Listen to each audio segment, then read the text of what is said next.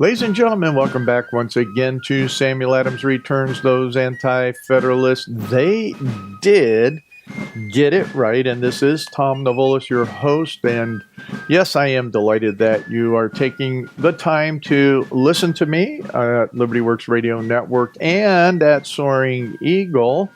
So it's just a lot of fun to be with you, to be able to communicate and share, and to do what I always look at with Sam Adams returning is to bring those mirrors of history relevant to this present time.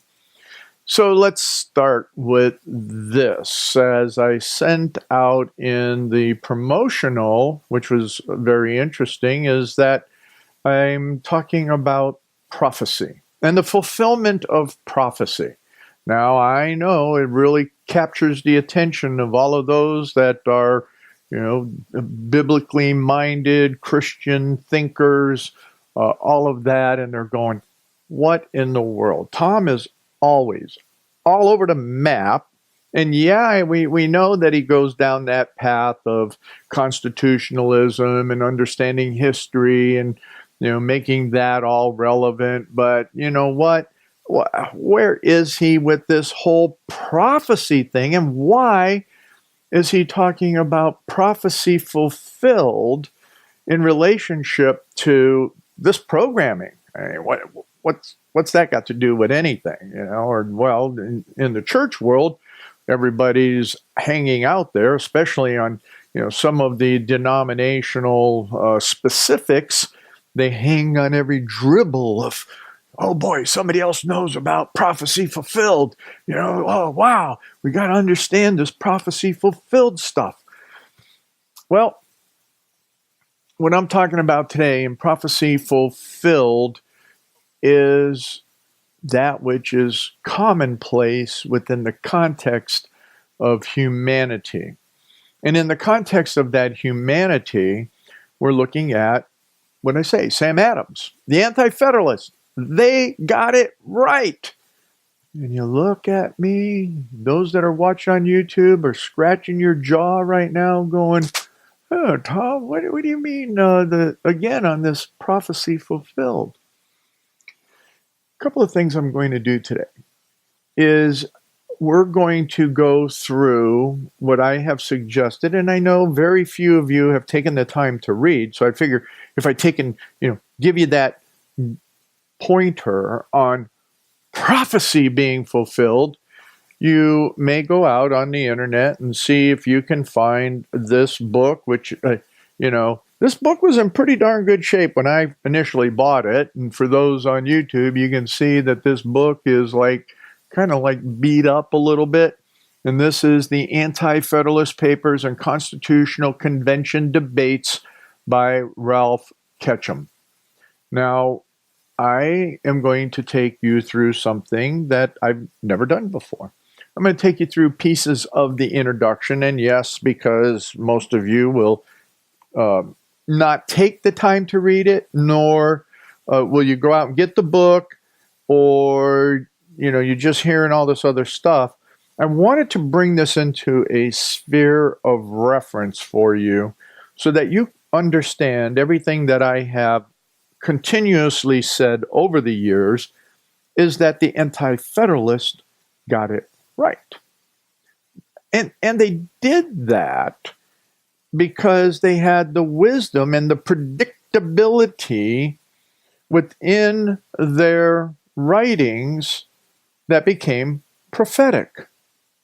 They're prophetic in the sense that from not a pure Bible chapter, verse by verse, but they're prophetic in their writings in that everything that is, virtually, let's just say that, virtually everything, and I don't mean like the internet virtually, I mean the real word that means that just about everything that is going on in this present time, especially with the Democrats in Congress, in the bureaucracies throughout everything that's happening at that national element, they predicted in their writings. Now, their writings in general are those that have that sense not only of the deep commonplace, as I always tell you from the clergy, the chaplains and clergy of the Revolution, that book that's up there at samueladamsreturns.net, but even from some of the things that I talked years ago about in the sermons of the pastors during the Revolutionary period. So the Anti-Federalists had a strong faith, not saying that the Federalists did not have a strong faith. We saw that people of faith battled against one another in England, especially when they were taking a political position. We had at the time of what was going on in the 1600s and that revolution that occurred back then. I was just reading from Samuel Rutherford, Lex Rex, which was 1644, and he was talking about, in this particular section, the Presbyterian principles of resistance. And what does that mean to resist? And what does it mean to stand against even those that call themselves Christians? Well, I guess whatever that definition may be, especially when we see what's happening in the theological components of our modern day, and I've been talking about with these various coalitions that are going on there, and to the extent that there were many of those that paired with the king and supported the king because they wanted power, tolerance, and various other government provisions, if you will, which all comes down to power. And then you had the Puritans who said, no, we're trying to see the internal purification of the church. There's one little piece that I want to make interesting to you to go look this section up. And as you can see, that particular article is in the reference section at samueladamsreturns.net for this program, as well as it was in the promo that was sent out on Friday. Now, in here, what I found extremely interesting is that Rutherford actually says that we need to see reform in the church. And that reform in the church is, if you're not getting it, it's a scourge to the people, because if the churches, and I'm summarizing, go read it, if the churches, if you will, as it was with the Anglican churches during that period of 1644, support the tyranny of the political leaders, then the churches need to be reformed. And that to the extent that maybe those pastors need to be removed, those churches should be just go away.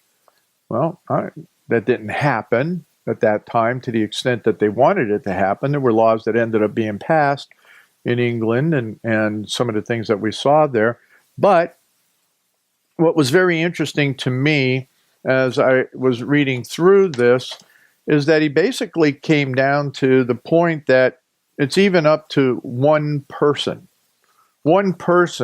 to participate in that reformation. And that meaning if it has to be that one person that stands up and stands against the prevalence of evil, of tyranny, of lies in the pulpits, of deception that looks like good stuff, which there's a lot of that's going on with a lot of these major pastors out there. But in reality, you take a look at them and you're sitting there going, I don't think that lines up very succinctly with everything that we need to understand. Well, anyway, go and read that. I don't want to take all the time and spend hammering on that one, because it is another substantial point that I want to make, that the Reformation needs to begin internal to the church, and it is the responsibility of not just the boards in the church, the deacons and the elders, but it's the responsibility of every individual to understand the scriptures that are extensible. They reach across every aspect of life, including cultural and political. And if you're not understanding that, then we need to have a conversation, or I need to point you in a direction of pastors that do get that. Now, talking about that, a pastor, well, before I get to the pastor, there's obviously our friend and pastor, Dr. Mike Spalding, gets it, and that's one of the reasons he has me on Soaring Eagle Radio. So we'll talk about that again in the second segment a little bit, and thank him for that. But another pastor that I think gets it, and again, you're never going to agree with everybody 100% of the time, but someone that gets it is Doug Wilson out of Moscow, Idaho. And when you take and you go check out some of the things which he has in his blog or his books, I think that he absolutely gets it in many ways. So here's something he said in what he wrote, apparently in one book that he has out called Nation of Rebels. On page 143 is the statement that's on the blog, and it's headlined this way: which was perhaps a bit self-serving. Quote, if countercultural thinking has led to a certain naivete when it comes to crime, it has encouraged an almost unconscionable glamorization of mental illness, end quote. I really resonate with that, being on my county's Board of Mental Health and Addictive Services. It's like, wow, when I saw that statement, it just resonated amazingly, because we have now glamorized everything that is going on out there as a mental health issue. Now, one of the other podcasts that he actually did, and I'm scrolling down to see if it's right here, and I may have gone too far. Let me go back one. Is that he talks about firearms, and he talks about this whole issue of, let's see, where is it? Here. It's episode 112 up on YouTube or at his website, and it's called Guns Are Liberty's Teeth. And boy, does he get it right there.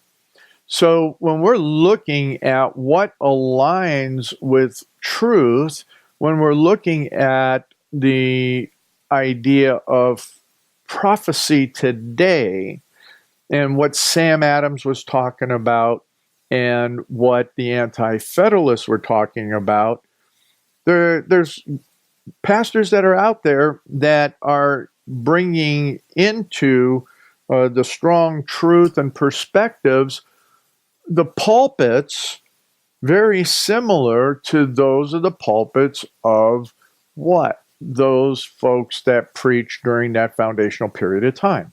And that's what we need. We need to have that, because it's an extensible preaching, as well as it is an extensible explanation of being engaged in culture and politics, and not in the ways of being tolerant and accepting all these other things.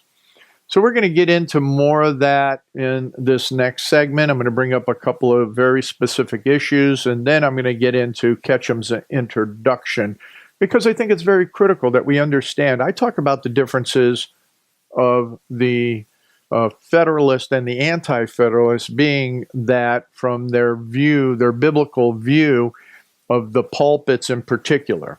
Again, just real quick in the last few seconds, is the Federalists expected the pulpits to do their job and not be perverted, whereas the Anti-Federalists absolutely understood man is sinful and the pulpits would fall apart as well as this present Constitution. Come on back in the next segment. Ladies and gentlemen, welcome back to Samuel Adams Returns. Those Anti-Federalists, they did what? They got it right. And as we're continuing now in the second segment to talk about prophecy fulfilled, we're looking at what was it that they said. And picking up from that very last few seconds is that the Federalists had these grand visions that we're going to look at in Ketcham's introduction, and they expected that the pulpits would do the job so that there would always be a virtuous and moral people. Well, we know just by observation in the media, as well as what we're seeing in Congress and every other level of governance, and in particular in the bureaucracies, we really don't have a moral and virtuous people. Whereas, as I ended, is that the Anti-Federalists understood that man, and as I opened the first segment, mankind can't do it. We just don't have that capacity, especially at that grand level, to maintain what the Federalists expected. And therefore, when we see that our pulpits are as mixed up and corrupt as it was during the time of Rutherford in the 1600s, we're sit there and you just don't have to shake your heads. What you have to do is get into action, whether it is through your church board or whether it's you as an individual. And guess what? You may get tossed out of the church because you're taking a true, rounded, biblical stand for gospel truth that is extensible in every aspect of life. So let's move on a little bit more. As I was talking to you also regarding Doug Wilson and his post on his website for his blog. I think the blog is called, I always chuckle at it, it's Blog and Mablog. I love the way that he always takes and plays on things. Theology that bites back. Need to go there. Go check that out. I read you some quotes from his book that he has here. I read one quote, actually. And then I referred you to episode 112, Guns Are Liberty's Teeth. I thought that was just exceptionally well done and noted as to what that has to say about all of this gun control nonsense that, and Doug uses the term, the Bolsheviks that are running, and I'm using the term, the Democrat Party.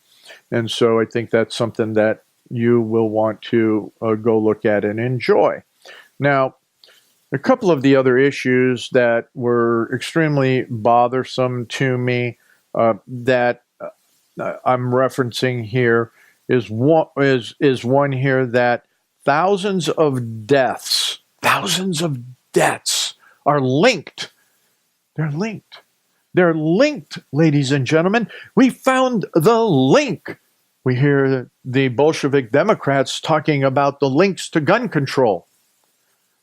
We've seen the report that came from the FBI that says that there are more people that are killed, are murdered by knives than there are by rifles. And now we have found the link to thousands of deaths of our youth. What that is? The FDA report. Thousands of deaths linked to puberty blockers. And this is specifically in relationship to what I mentioned from Doug's quote in his book, is how we have glamorized mental illness. And now what we have is thousands are dying, youth are dying on these puberty blocking drugs because they're given to children who suffer from gender dysphoria or claim to be transgender. So not to belabor this one, because the article is here again, it's at samueladamsreturns.net, as well as it was in the promo. But what you have is between 2013 and 2019, and if I can do simple math, that's like 6 years. The FDA recorded 41,213 adverse events in 6 years, including 6,379 deaths and 25,645 serious reactions to these patients who have taken one hormone blocker known as Lupron. Kids that are having gender identity problems. And the thing is that it's not really a prescription. You got to read that article, because I'm telling you, when you look at the prediction of what happens and the prophecies of the Anti-Federalist, I'm telling you, it's biblical in nature. How about that? Let me put it that way. It's biblical in nature. So a couple things real quick that I neglected at the beginning of this segment is that I want to thank all of those at Liberty Works Radio Network for once again having me join you on Saturday mornings and evenings.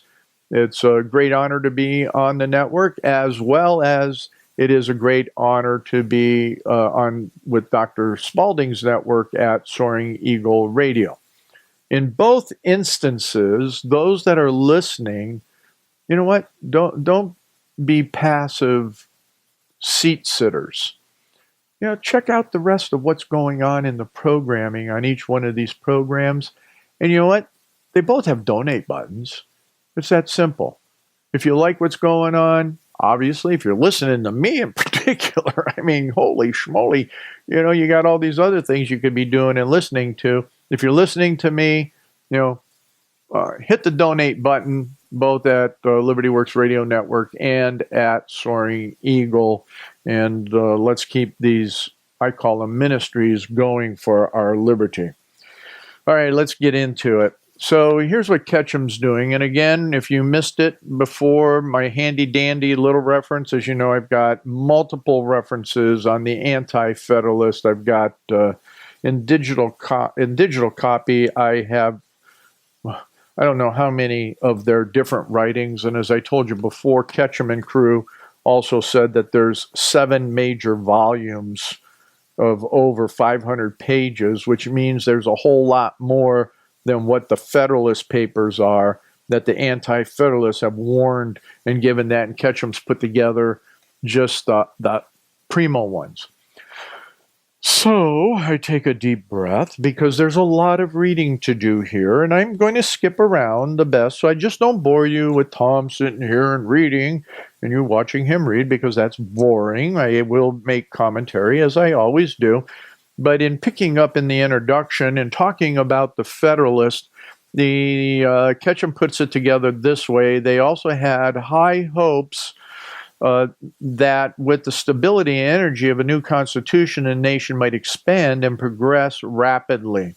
The Federalists sought agricultural and commercial growth that would bring wealth and prosperity to all the people. And they saw the national government as a guide and partner in the westward expansion of the nation. So you can see Federalist number 14 for that. They also supposed that the nation needed vigor and power in order to survive and exert its influence in the dangerous but opportunity-laden international scene. See, so that attitude was there right from the beginning, to be internationalist and to have your fingers dabbling in all of the international stuff. That's your Federalist, baby. Okay. In short, the Federalists sought English-style commercial growth domestic prosperity, which you got to think about it. In that day, there was a lot of people domestically that were not prosperous because of what was happening in England and because they followed these mercantile thought processes. I think that's what I like about Steve Bannon, is that he is re-emphasizing what this nation fought against in these mercantile, egotistical monsters that we have here in America and globally. You know, that crowd of Davos that shows up and goes to their special conferences. Well, this is what Ketcham is talking about too. And oh my goodness, Kathy just gave me the 4-minute warning and we're not even through anything. So in short, the Federalists sought English-style commercial growth, domestic prosperity, and world power, which they thought were compatible with revolutionary ideas of freedom and self-governance. They believed the new Constitution furnished the means for achieving those goals. And it has. It has, right there. So those that read the Federalist Papers don't understand the underlying intent of the Federalist. Now, anti-Federalist political thought. Perceiving these aspirations and purposes, the Anti-Federalists were at once skeptical and disheartened. They saw the Federalist hopes for commercial growth and international prestige only the lust of ambitious men for a, quote, splendid empire, end quote, where, in the time-honored way, this is, once again, is prophecy, if you will, human prophecy, the people would be burdened with taxes, conscription, and campaigns, meaning wars, see Patrick Henry and John DeWitt, uncertain that any government over so vast a dominion as the United States could be controlled by the people. The Anti-Federalists saw in the enlarged powers of the central government only the familiar threats to the rights and liberties of the people. That's what I really like about Donald Trump saying that his intent is to give the power back to the people. So in so many ways, I view Donald Trump as an anti-federalist. Boy, it's anti-establishment, and that's what the Anti-Federalists were. They were anti-establishment from the English establishment perspective. Now, the federal judiciary, as it continues, for example, seemed like simply another magistracy removed from the people that would enforce harsh and arbitrary laws. This is, you can look up my friend Brutus on this one. The broad power to lay and collect taxes, the president's role as commander-in-chief, Congress authority to pass any laws, quote, necessary and proper, to carry out its enumerated powers, and the supreme law and treaty-making powers all seemed unbounded and at least potentially tyrannical. Ladies and gentlemen, just write that there. I mean, I'm just not even finished with the first paragraph. And a persistent thrust in the Anti-Federalist thought then was both to withdraw some of these explicit powers given to the national government and to restrain with further checks and balances the exercise of the remaining powers. So in this last minute, in trying to summarize that, I don't think I really need to. You're living it. You are living exactly what, and I am too, all of us, are living exactly what the Anti-Federalists predicted. We have a judiciary that just arbitrarily, actually, not just interprets the law, but they make law. They're making law. And even though we have a lot of good friends out there that, say, hey, judges can't make law, the point is that they do, and it was predicted. It was observed. It was a ability to see what happened over history and be able to determine that without a moral and virtuous people, it was going to happen in the future. In my book, I talk about how quickly everything eroded. Come on back. Ladies and gentlemen, welcome back to this third and last segment of Samuel Adams Returns. Those Anti-Federalists, they absolutely got it right. And we're seeing right now the fact of the predictability and what the Anti-Federalists predicted. So what we're in a general sense and almost in a biblical proportion, what we're understanding is that they were prophetic. To the extent that, as I closed out the last segment, we saw and we read in just that first paragraph, and I'm not going to get through all of Ketcham's introduction on this, but just in that first paragraph alone, summarizes very succinctly what we're living today. And it was the Anti-Federalists that predicted this very day. Now, I will have to say that they did not predict the specifics of the communists that are there in the Congress, the Progressive Caucus, the Socialist, those evils. But what they predicted is what happens with sinful man. And I want to continue. Otherwise, I'll get in here and I'll be able to go ahead and summarize all of this into infinitum. But I think it's more important that you understand, continuing what Ketcham was saying here, because I think that he did a fabulous summary. And again, I know you're not going to read it. And, oh, by the way, welcome back to all of those that are at Soaring Eagle Radio. Glad you're joining us in the third segment. Hope you go back to SamuelAdamsReturns.net and go and watch the whole video or download the podcast so you can get the second segment as well.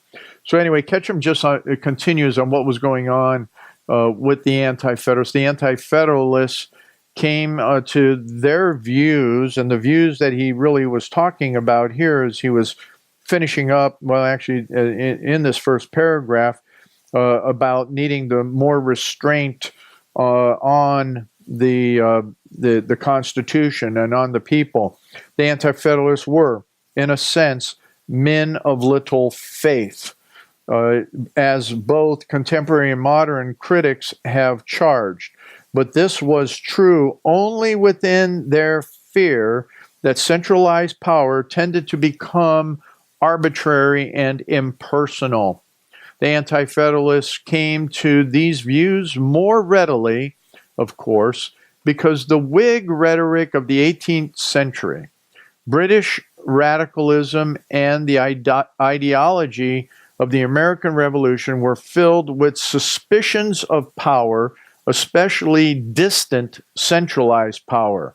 These arguments were now handy for use against other advocates of such power. So I always say that the argument from New England and all up and down the 13 colonies was about England being 3,000 miles away.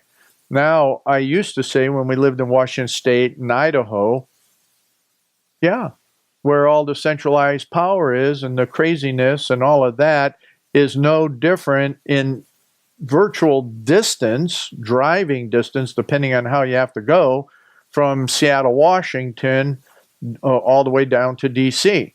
So either way you look at it, distance doesn't make a happy bedfellow.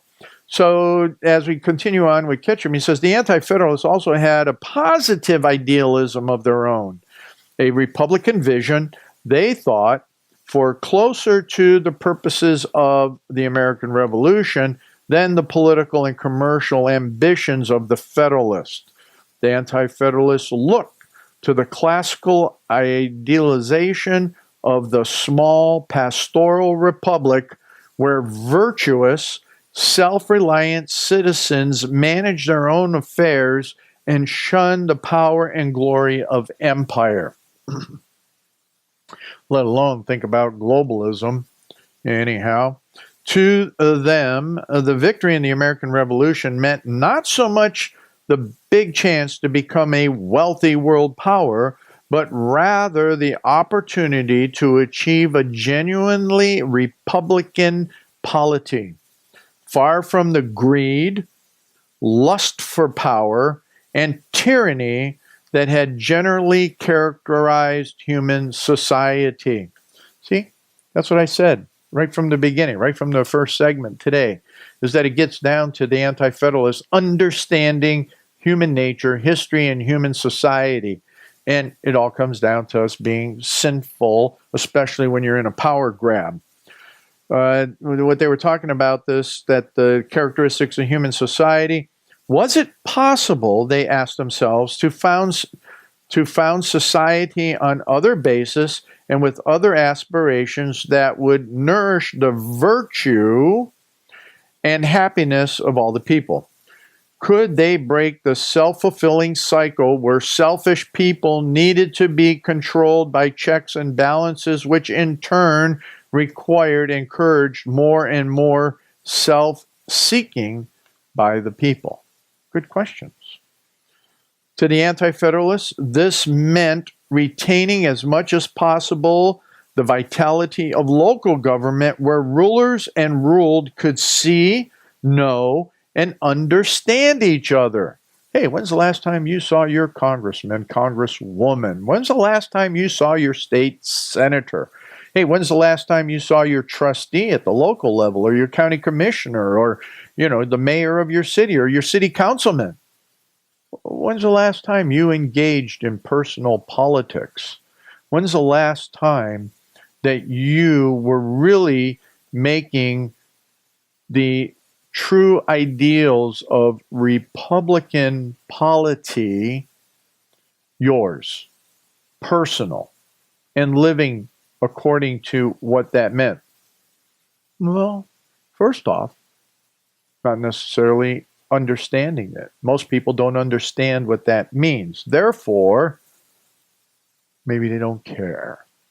Maybe you don't. Maybe it's easier to engage in the political scene by throwing a shoe or your slippers or whatever at your television, your internet, your phone, or throwing your phone, or whatever.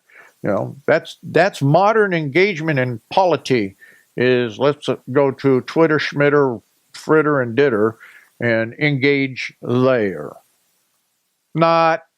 Anyway, I think I took you too far off track there. Thus, they cherished the revolutionary emphasis on state and local councils and committees and the Articles of Confederation, where the central government rested entirely on the states. The idea of self-government was tied inextricably to something like a town meeting directness, or at least to a state legislature of many annually elected representatives who would really know the people of their districts. Each district, furthermore, would be a town or a ward or a region, conscious of its own particular identity, rather than being some amorphous, arbitrary geographical entity. Only within the intimacy could trust, goodwill, and deliberation essential to wise and virtuous public life be reality. Anything else, even though resting in some fashion on the consent of the people, would not really be self-government. And it really comes down to, can you self-govern yourself? I'll tell you what, when I get into all of this, what Doug Wilson talked about, mental illness and the naivety of everything that's out there right now, people can't self-govern unless they understand morality. And I know I won't have time to get all of this to you. What do we got, Kath? 5, 4, 6 minutes. I'm going to try and jump to a couple other things here because I think it's really critical. But let me put it to you this way. Because we don't teach morality in schools any longer, what we have is this thing of humanism, and it doesn't work. Humanism is bringing in that insanity of mental illness and labeling all these kids mentally ill to the extent that all these different programs are going in there so that teachers can identify kids as mentally ill sooner than later. Well, you know what? If family was what family should be, what the Anti-Federalists are talking about, if schools were what schools should be, which the Anti-Federalists were talking about, and if we had morality that led to virtue, which would be public and private virtue, you would have self-governance, and you would not have to worry about the mental illness except for the few that have problems understanding and accepting the truths that are universal and sound. To that point, let's go on to some more of what Ketcham puts in his thoughts here, and talking about the ideals that they were talking about went beyond the control of officials by the people. In a truly self-governing society, there would be such dialogue, empathy, and even intimacy that the very distinction between ruler and ruled would tend to disappear. Such a close link between the people and officials would embody the idea of liberty being both security of rights and effective voice in public affairs. The Anti-Federalists groped for the mechanisms that would give reality to this idea.